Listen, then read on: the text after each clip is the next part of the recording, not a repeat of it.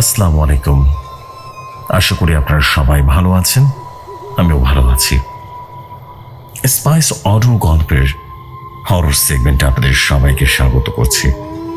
আজকে আপনাদের জন্য থাকছে কালো জাদুর এক ভয়ঙ্কর গল্প। যারা শুনছেন বা যারা শুনবেন তাদের সবাইকে সতর্ক করে বলি, এই ঘটনাগুলো শুধুমাত্র যাদের সাহস আছে তাদের জন্যই পড়ে শোনানো। দুর্বল চিত্তের মানুষের জন্য এই গল্পগুলো একেবারেই নয়। তাহলে শুরু করি আজকের গল্প। আজকের গল্প ভৌতিক কালো জাদু।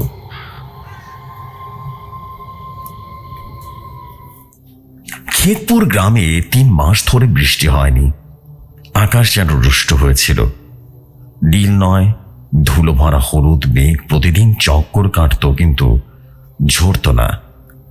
বাটি ফেটে গিয়েছিল। ফাটলে ঘাস পর্যন্ত গজাতে ভয় পেত। রাতগুলো এখন আরো ভয়ঙ্কর লাগতে শুরু করেছিল। নিম গাছের মধ্য দিয়ে বয়ে যাওয়া বাতাস অন্য কোনো জগতের বলেই মনে হতো। কখনো ফুপানির মতো, কখনো কারো কান্নার মতো। দূরে কোথাও কুকুর ডাকলে পুরো গ্রাম যেন মুহূর্তেই থমকে যেত। ধীরে ধীরে মানুষের মনে অন্ধবিশ্বাস বাসা বাঁধতে শুরু করে। কেউ বলল দেবিকা কালিকা আমাদের উপরে রেগে গেছেন, আবার কেউ বলল গ্রামের উপরে অভিশাপ লেগেছে। প্রতি সন্ধ্যায় যখন সূর্য অস্ত যেত আর ধুলো পড়ত, গ্রামের চোপালে সে একই কথার পুনরাবৃত্তি হতো। সেই গ্রামের এক প্রান্তে, যেখানে কাঁচা মাটির রাস্তা শেষ হয়ে জঙ্গলের ঝোপঝাপ মিলে যেত, সেখানে থাকত সাবিত্রী। বলি রেখার ভরা এক অদ্ভুত মুখ, সাদা চুলের খোপা, আর চোখে এমন এক অদ্ভুত শূন্যতা যেন সবকিছুই সে দেখে ফেলছে। একসময় মানুষ তাকে ভালোবেসে বৈদ্যমা বলত। প্রতিটি ঘরে তার সম্মানের সাথে দেওয়া হতো। কারো জ্বর হলে তার দেওয়া জোরপটি রীতিমতো কাজে লাগত। কোনো মহিলা প্রসব বেদনা উঠলে সাবিত্রীর দাইমা হয়ে প্রাণ বাঁচাত। রাতের ৩য় প্রহর ছিল। বাইরে বাতাস নিম পাতায় আটকে গিয়েছিল আর ঘুমাচ্ছিল। ভেতরের কুঁড়ে ঘরে প্রদীপ কাঁদছিল। রূপোর চিৎকার মাটির দেওয়ালের ধাক্কা খেয়ে প্রতিধ্বনিত হচ্ছিল। সাবিত্রী বলে উঠল, আর একটু শক্ত করে রাখ বেটি, দেবী কালিকা তোর সাথে আসেন। বাইরে দাঁড়িয়ে থাকা লোকেরা দেওয়ালের উপর থেকে শুধু আওয়াজটাই শুনতে পাচ্ছিল। তারপর এক মুহূর্তে এলো, সবকিছুই শান্ত হয়ে গেল। শুধু বাচ্চার প্রথম কান্নার আওয়াজ ভেসে উঠল। দরজা খুলল। সাবিত্রী বাইরে বেরিয়ে এলো। কোলে নবজাত, মুখে ক্লান্তি ছিল, কিন্তু চোখে এক কোমল স্বস্তি। কিন্তু সেই মুহূর্তে কেউ একজন করে ঘরের ভেতরে উকি দিল। রূপার নিষ্প্রাণ পড়েছিল, চোখ খোলা, ঠোঁট নীল, আর বিছানায় রক্ত শুকিয়ে গেছে। 1 সেকেন্ডের নীরবতার পর প্রথম গ্রামবাসী বলল, হিয়া ভগবান, রূপা তো মারা গেছে, রূপা মরে গেছে। গ্রামবাসী আরেকজন বলল, দেবী কালিকা রেগে গেছেন, সাবিত্রাই সবকিছু করছে। আরেক গ্রামবাসী বলল, ওটা তো ডাইনি, দেবীকে অপমান করছে। মুখিয়া বলল, তুই ছিলিস সাবিত্রী, তুই ছিলি যখন রূপা চিৎকার করতেছিল, আমরা তোর উপরে বিশ্বাস করছিলাম, আর তুই আমার বউ মারে ফেললি। সাবিত্রী তখন বলল, মুখিয়াজি, আমি কিচ্ছু করিনি। রূপার নিঃশ্বাস দুর্বল ছিল, ওর শরীর ক্লান্ত হয়ে পড়ছিল। আমি তো শুধু দেবীর নাম নেয়া ওর যন্ত্রণা কমানোর চেষ্টা করছিলাম। মুখিয়া তখন বলল, মিথ্যা কথা, আমরা দেখেছিলাম তুই শুধু মন্ত্র পড়ছিলি। সাবিত্রী দেবী বলল, ওগুলো মন্ত্র ছিল না, ওগুলো তো প্রার্থনা ছিল।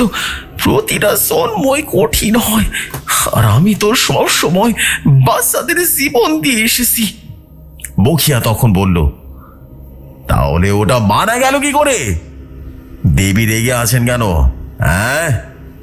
সাবিত্রী বলল, দেবী তো রাগ করেননি, তোমরাও অন্ধ হয়ে গেছো। সে দেবীর নামে জন্মকে পূজা করা হয়, সেই দেবীর নামে তোমরা এইসব কথা বলতেছো। বকিয়া বলল, কথা বলা বন্ধ করো। তোর ওই ডোংরা মুখের দেবীর নাম নিবি না। তোর ওষুধ আমার বংশের প্রদীপ নিভিয়ে দিয়েছে। তুই ডাইনি, ডাইনি, তুই অভিশাপ দিয়েছিস, তুই অভিশাপ দিয়েছিস। সাবিত্রী বলল, যদি আমার ওষুধ বিষ হতো তাহলে তোমাদের বাড়ির বাকি বাচ্চারা কিভাবে পয়সা আছে? আমি তোমাদের ক্ষেতের মহিলাদের কতবার মৃত্যুর মুখ থেকে টেনে ফিরে আনছি, আর আজ একটা মৃত্যু আমার পুরো জীবনটারে মুছা দিল। আর এই গ্রামবাসী বলল, কিন্তু বৈদ্যমা, লোকেরা বলে তুমি রাতে জঙ্গলে যাও, কালিকা মন্দিরের কাছে যাও। হ্যাঁ, কেন যাও ওখানে? সাবিত্রী তখন বললেন, কারণ ওখানে শান্তি পাওয়া যায়। কারণ যখন ওই গ্রাম আমার একা করে দিছিল, তখন ওই দেবী আমার কথা শুনছিল। আমি ওনারই ভয় পাই না, আমি ওনার পূজা করি, পূজা করি। বুখিয়া তখন বলল, বাস, আর কথা বলবি না, তোর পূজায় আমাদের জন্য অভিশাপ হয়ে গেছে। সাবিত্রী তখন বলল, অভিশাপ নয় মুখার্জি, আশীর্বাদ ছিল। কিন্তু তোমরা সবাই মিলে সেটার আগুনে ছুঁড়ে ফেলে দিলে। মনে রাখো, যখন সত্যিটা পুরানো হয় তখন তার সব সময় কিছু একটা বলা যায়। ভিড়টা নড়ে উঠল, কিন্তু লোক পিছিয়ে গেল। কিছু লোক আরো রেগে উঠল। বাতাস জোরে জোরে বইতে লাগলো, মশালের শিখা কাঁপতে লাগলো। গ্রামবাসীরা বললেন, আরে এনে পুড়িয়ে দাও, দেবীর ক্রোধ তবেই শান্ত হবে। সাবিত্রী নবজাতক শিশুটিকে মাটিতে রাখলো। ধীরে ধীরে তার কপালে চুমু খেলো আর শেষবারের মতো ভিড়ের দিকে তাকালো। সাবিত্রী বলল, আমি জন্ম দিয়েছি, মৃত্যু নয়, কিন্তু এখন তোমাদের নিজেদের বুঝতে হইব কে আসলে বাইশা আছে আর কে মইরা গেছে। কিন্তু কেউ তার কথা শুনল না। তার করে ঘরে আগুন লাগিয়ে দেওয়া হলো। আগুনের শিখায় জ্বলতে থাকা তার ঔষধি কোনোর সুগন্ধে ধোঁয়া মিশে গেল, আর তার সাথেই তার জীবনটাও গ্রাম থেকে মুছে গেল। সে ধীরে ধীরে অন্ধকারের দিকে চলে গেল, সেই রাস্তা দিয়ে যেখান থেকে জঙ্গল শুরু হয়। সেই জঙ্গল যার মাঝে পুরনো কালিকা মন্দির ছিল, যেখানে শুধু ধুলো আর মাকড়সার জাল ছিল। বাতাস ঠান্ডা ছিল আর নিম পাতাগুলো ফিস ফিস করছিল, যেন তার সাবিত্রীর যন্ত্রণা শুনতে পাচ্ছে। সে সাবিত্রীর নিচে মাটিতে একটা গর্ত খুলল, আর আঙ্গুলগুলো মাটিতে কেটে যাচ্ছিল, আর প্রতিটি আঁচড়ের সাথে তার রাগ যেন আর গভীর হচ্ছিল। গ্রামবাসীর কথা, সে ডাইনি বলে রীতিমতো টিটকারি, সে অভিযোগ যে সে দেবী কালিকাকে নারাজ করছে, সব তার কানে বাজছিল। সাবিত্রী নিজে নিজে বলতে লাগলো, মুখিয়া, তুই আমার সত্যটা পড়িয়ে দিয়েছিস। গ্রামবাসীরা, তোরা আমার সম্মান মাটিতে মিশিয়ে দিয়েছিস। আমি জন্ম দিয়েছি, প্রাণ বাঁচিয়েছি, আর তোরা আমার ডাইনি বললি। এখন দেখ, এই মাটি তোদের সত্যিটা গিলে ফেলবো।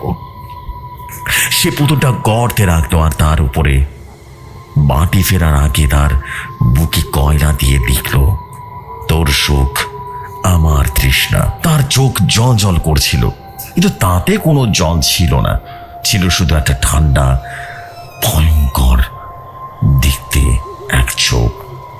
সে কালো সুতোটা আরো জোরালো বাঁধল, আর তারপর মাটি দিয়ে গর্তটা ভরে দিল। প্রতিটা মুঠো মাটির সাথে ফিসফিস করতে লাগলো, কিন্তু তার কণ্ঠে প্রার্থনা নয়, ছিল অভিশাপ। সাবিত্রী ফিসফিস করে বলল, আমার সাথে করেছিস তার তোদের কাছে ফিরে আসবে।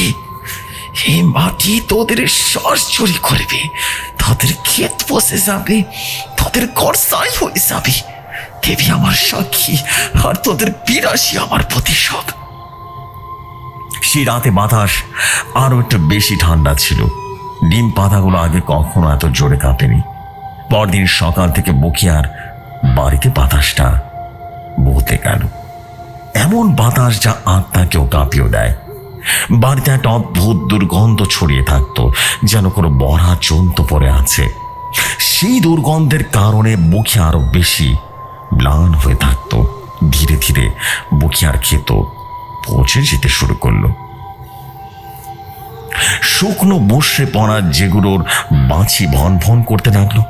একদিন হঠাৎ তার বাড়ির গরু মহিষগুলো খুব খারাপ অবস্থায় পাওয়া গেল, যেন কয়েক মাস ধরে তারা অসুস্থ। তাদের শরীরে পোকামাকড় করতে লাগলো। আর লতা বকিয়ার স্ত্রী আর তার শরীরে নিম গাছের ছায়ার মতো নেতিয়ে পড়ল। প্রথমে হালকা ক্লান্তি, তারপর ধীরে ধীরে চুল ছড়তে শুরু করলো। বালিশের উপর কালো সুতোর মতো পড়ে থাকা তার চুলের গোছা কোনো পুরনো হাওয়ার গল্প শোনাতো। এক এক করে তাদের হাতে গোল গোল নীল সবুজ দাগ দেখা যেতে শুরু করলো। সাধারণ ক্ষত নয়, যেন কেউ ছোট ছোট বচ্চা তার চামড়ায় গেঁথে দিয়েছে। যখন কেউ সেগুলো ছোঁয়ার চেষ্টা করত, হাত ঠান্ডা হয়ে যেত, যেন মরা ধাতুকে ছুঁয়ে ফেলেছে। রাতগুলো ভয়ঙ্কর হয়ে উঠল। প্রতি 3 থেকে 4 ঘন্টা পর লতা চিৎকার করে উঠত। তার কণ্ঠস্বরে মানুষের গলার পরত ভেঙে অন্য কিছু বেরিয়ে আসত। কখনো সে কষ্টের শব্দ করে ডাকত, আর তারপর হঠাৎ তার চোখ দুটি খালি হয়ে যেত, যেন ভেতর থেকে কেউ বাইরে উঁকি মারছে। পরদিন সকালে যখন সূর্যের প্রথম আলো সবেমাত্র গ্রামে পড়েছে, বকিয়ার বাড়িকে আগের চেয়ে সবচেয়ে বেশি ভারী লাগছিল। বকিয়ার চোখ লাল ছিল, ঘুমহীন, আর তার মুখে সেই ক্লান্তি যা ভয় থেকে জন্ম নেয়। সে গ্রামের পণ্ডিত হরিনাথকে বাড়িতে ডাকলো। বকিয়া বলল, পণ্ডিতজি, এসব কি হইতাছে? আমাদের বাড়িতে মৃত্যুর ছায়া কেন ঘুরতেছে? ওই দুর্গন্ধ, ওই পোকা, লতার অবস্থা সবকিছু তো পচে যেতেছে। পণ্ডিত হরিনাথ তার জপ মালা ঘোরালেন, চোখ বন্ধ করলেন, আর তারপর ধীরে ধীরে খুললেন। সেই চোখে অন্ধকার ছিল, যেন কোনো পুরনো রহস্যের বাইরে আসতে চাইছে। পণ্ডিত মশাই বললেন, বকিয়াজি, এটা কোনো সাধারণ ব্যাপার নয়। কেউ কালো জাদু করেছে। হ্যাঁ, কালো জাদু, যা তাদের জাগিয়ে তোলে, জীবন শুষে নেয়। বকিয়া বললেন, কালো জাদু কে করতে পারে? সাবিত্রী, ওই ডাইনিটা। ও কি? পণ্ডিতজি তখন বললেন, চুপ, ওর নাম নিও না। ওই নামটা এখন অভিশাপ, একটা ছায়া, কালো আর ঠান্ডা, যা তোমার বাড়ির চারপাশে ঘুরছে। সে কে সেটা পুঁতে রেখেছে। হ্যাঁ, তার পুতুল, তার চুল আর তার কাপড় মন্দিরের নিচে, পুরনো কালিকা মন্দিরের নিচে, যেখানে শিকড় মাটিকে ছিঁড়ে ফেলে। বকিয়া তখন বললেন, মন্দিরের নিচে? হে ভগবান, কি হবে যদি আমরা ওটা বের করতে না পারি? পণ্ডিতজি, কি হবে? পণ্ডিতজি বললেন, পূর্ণিমার আগে যদি ওটা বের করা না হয়, তাহলে মৃত্যু নিশ্চিত। শুধু লতার নয়, তোমার বাচ্চাদের পুরো বাড়ির ওই জাদু ছড়িয়ে পড়বে, বিষণতার মতো, যা সবাইকে জড়িয়ে ধরবে, আর তারা জেগে উঠবে। বাতাস চিৎকার করবে, আর তোমার ঘর শুধু ওটা ছাই হয়ে যাবে। ওটা বের করো মুখিয়াজি, না হলে দেবীও বাঁচাতে পারবে না। রাতের 3য় প্রহর ছিল। আকাশে চাঁদ অসম্পূর্ণ ভাঙা অবস্থায় ঝুলছিল, যেন সেও ভয় কাঁপছে। জঙ্গলের পায়ে চলা পথে 4 জনের লোক যাচ্ছিল, মুখিয়া, পণ্ডিত হরিনাথ আর 2 জন গ্রামবাসী, যাদের হাতে তখনও মশাল জ্বলছিল। মশালের শিখা বাতাসে কাঁপছিল। পুরো কালিকা মন্দির এখন সামনে ছিল, আর দেওয়ালে ভাঙা মাকড়সার জাল ঝুলছে। আর মন্দিরের নিচে মাটি এমন ছিল যেন শতকেও কেউ তা ছুঁয়ে দেখেনি। পণ্ডিত হরিনাথ জপ মালা ঘোরালেন, মন্ত্র পড়লেন, আর তারপর মন্দিরের সিঁড়ির কাছে এসে থেমে গেলেন। পণ্ডিতজি বললেন, এটাই, এখানে ওটা পোতা আছে। এই মাটি চিৎকার করছে, খোঁড়ো, তাড়াতাড়ি খোঁড়ো, যদি আত্মা জেগে যাবে, কালো জাদু জেগে যাবে। মুখিয়া মুখ ঘামতে শুরু করলো, ভিজে গেল। তার চোখে ভয় আর রাগে লাল হয়েছিল। সে রামু আর শ্যামকে ইশারা করলো, আর দুজনেই কোদাল তুলে মাটি খুঁড়তে শুরু করলো। মাটি শুকনো ছিল, কিন্তু প্রতি কোদালের সাথে একটা অদ্ভুত গন্ধ উঠে আসছিল, পচা গন্ধ, যেন কোনো মরা জীব ওটাকে পোতে রেখেছে। বাতাস এখন আরো জোরে বইতে শুরু করলো। নিম পাতাগুলো সরসর করতে লাগলো। রামু আর শ্যামের মুখে ভয় যেন স্পষ্ট ফুটে উঠল। তাদের হাত কাঁপল, আর প্রতিবার কোদাল যখন মাটিতে পড়ছিল তাদের চোখ চারিদিকে তাকাচ্ছিল, যেন কোনো ছায়া তাদের পিঠে নিঃশ্বাস ফেলছে। হঠাৎ কোদালটা শক্ত কোনো কিছুতে ধাক্কা খেলো, একটা ঠক করে শব্দ হলো, আবার সব বুক রীতিমতো ধরাস করে উঠল। রামু কোদাল ফেলে দিয়ে রীতিমতো পেছনে সরে গেল। শ্যাম বসালটার কাছে আনলো, আর মাটির মধ্যে কিছু একটা দেখা গেল। কাপড়ে মোড়ানো একটা মাটির পুতুল। তার আকার ছোট ছিল, কিন্তু তার গড়ন এমন ছিল যেন কোনো মানুষের নকল। পুতুলের মাথায় লতার কালো চুল আটকানো ছিল, আর তার শরীরটা লতার পুরনো ওড়না জড়ানো ছিল। সবচেয়ে ভয়ঙ্কর ছিল তার গলা, একটা কালো সুতো, যার মাঝখানে একটা লাল পুঁতি গাঁথা ছিল, যেন রক্তের ফোঁটা। আর পুতুলের বুকে কেউ কয়লা দিয়ে লিখেছিল, তোর সুখ আমার তৃষ্ণা। মুখিয়া বলল, এটা এটা সাবিত্রীর কাজ। ওই ডাইনি আমার ঘর বরবাদ করে দিয়েছে। পণ্ডিত মশাই বললেন, এটা শুধু জাদু নয়, এটা আত্মার বাঁধন। যেটা বানিয়েছে সে তার আত্মার টুকরো এতে ভরে দিয়েছে। যদি এটা পড়ানো না হয় তাহলে তোমার ঘরকে খেয়ে ফেলবে মুখিয়াজি। মুখিয়া বললেন, পুড়িয়ে দাও ডেকে, আজ অভিশাপ শেষ করতে দাও, শেষ করতে দাও। সাবিত্রী, তুই যেখানে থাকিস আমার ঘর ছেড়ে দে। কিন্তু যেই মশালে শিখায় পুতুলটা ধরাতে যাবে, বাতাসটা থেমে গেল। মুখিয়ার চোখে এখন শুধু ভয় নয়, বরং এক গভীর অপরাধ বোধ ফুটে উঠল। পুতুলটা মাটিতে পড়েছিল, আর কালো সুতোর লাল পুঁতিটা জল জল করছিল, যেন ওটা হাসছে খিলখিল করে। যেই মুখিয়া পুতুলটাকে তুলে ভাঙতে গেল, মন্দিরের ভেতর থেকে একটা আওয়াজ ভেসে এলো। সাবিত্রীর কণ্ঠ ভেসে এলো, তোদের বিনাশী আমার প্রতিশোধ। সেই মুহূর্তে মশাল রীতিমতো শিখা খেপে নিভে গেল। এমন অন্ধকার ছেয়ে গেল যেন জঙ্গল সবকিছু গিলে ফেলেছে। পণ্ডিত হরিনাথের জপমালা মাটিতে পড়ে গেল, আর তার নিঃশ্বাস বন্ধ হয়ে গেল। রামু আর শ্যাম আগেই পালিয়েছিল। পণ্ডিত বললেন, মুখিয়াজি, এইটা এখন আর আমার নিয়ন্ত্রণে নেই। এই আত্মা, এটা সাবিত্রী নয়, এটা অন্য কিছু, এটা অন্য কিছু। মুখিয়া বললেন, না না না, এটা ওই ডাইনির কাজ, আমি এটাকে পুড়িয়ে দেব। ভীষণ আর্তনাদ শোনা গেল। মন্দিরের ভাঙা দেওয়াল থেকে একটা আর্তনাদ বেরিয়ে এলো, আর মাটি হালকা হালকা কাঁপতে লাগলো। মুখিয়া পুতুলটাকে মাটিতে আছাড় মারলো, কিন্তু ওটা ভাঙলো না। কিন্তু তার কালো সুতোটা ছিঁড়ে গেল, আর লাল পুঁতিটা মাটিতে গড়িয়ে মন্দিরের সিঁড়িতে হারিয়ে গেল। পণ্ডিত বললেন, থামো, ওটাকে ছুঁয়ো না, ওটাকে ছুঁবে না। এ অভিশাপ এখন তোমার রক্তে মিশে গেছে। পালাও পালাও মুখিয়াজি, পালাও।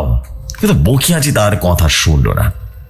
সে পুতুলটাকে তুলে মন্দিরের বাইরের দিকে নিয়ে দৌড়ালো, যেন ওটাকে আগুনে ছুঁড়ে ফেলা মাত্র একটা রাস্তা। এরপর ভীষণ চিৎকার হলো। পরদিন সকালে যখন সূর্যের আলো গ্রামে পড়ল, ক্ষেতপুরে তখন শ্মশানের নীরবতা বিরাজ করছিল। মুখিয়াজের বাড়ি থেকে চিৎকার ভেসে এলো। লতার লাশ বিছানায় পড়েছিল, তার চোখ খোলা ছিল, কিন্তু তাতে কোনো জীবন ছিল না। তার ঠোঁট নীল হয়ে গেছিল, আর তার হাতের সেই নীল সবুজ দাগগুলো এখন আরো গভীর হয়ে গিয়েছিল, যেন কেউ তার চামড়ার বিষ ঢেলে দিয়েছে। তার পাশে বিছানায় সে মাটির পুতুলটা পড়েছিল, কিন্তু এখন সেটার গলা উধাও ছিল। পুতুলের বুকে লেখা ছিল তোর সুখ আমার তৃষ্ণা। এখন ঝাপসা হয়ে গেছে, যেন কেউ ওটা বোঝার চেষ্টা করছে। কিন্তু সবচেয়ে ভয়ঙ্কর ছিল সেই জায়গাটা যেখানে পুতুলের গলা থাকার কথা ছিল। সেখানে গভীর একটা কালো দাগ, যেন ওটাকে পুড়িয়ে ছাই করে দিয়েছে। মুখিয়া এক কোণে বসেছিল। তার মুখের পাথরের মতো শক্ত দুটো খালি। তার হাতে মাটির কিছু টুকরো লেগেছিল, পুতুলের মাটি। সে বিড়বিড় করে বলল, কিন্তু তার কথাগুলো বোঝার উপায় ছিল না। মুখিয়া বিড়বিড় করে বলল, আমি শুধু আমার ঘরটাকে বাঁচাতে চেয়েছিলাম সাবিত্রী। তুই এটা আমার সাথে কি করলি? সেদিনের পর থেকে ক্ষেতপুরে কেউ আর নিম গাছের নিচে রাতে যায় না। যেন কোনো পুরনো আত্মা এখনো জঙ্গলে ঘুরে বেড়াচ্ছে নিজের অসমাপ্ত প্রতিশোধ পূরণ করার জন্য।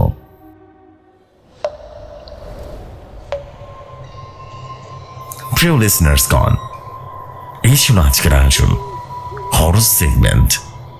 আজকের হরর সেগমেন্টের গল্পের নাম কালো জাদু। আশা করি গল্পটি আপনাদের ভালো লেগেছে। ভালো লাগলে কমেন্ট করে জানাবেন, আর নতুন হয়ে থাকলে সাবস্ক্রাইব করে দেবেন, সাথে বেল বাটনটি প্রেস করে দেবেন। এখানে বিদায় নিচ্ছি।